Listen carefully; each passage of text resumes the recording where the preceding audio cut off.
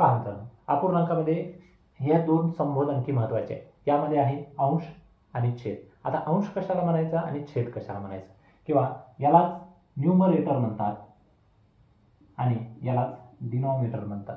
आता अंश म्हणजे काय, जेव्हा आपण अपूर्णांकामध्ये लिहितो, उदाहरणामध्ये 1/4 म्हणजे हा जो या रेषेच्या वरचा जो भाग असतो याला म्हणतात मित्रांनो अंश. हा असतो अंश. आणि खालचा जो भाग असतो तर याला म्हणतात छेद. म्हणजे हा न्यूमरेटर आणि हा डिनॉमिनेटर. सेमीमध्ये सुद्धा आपण उपयोग करू शकतो.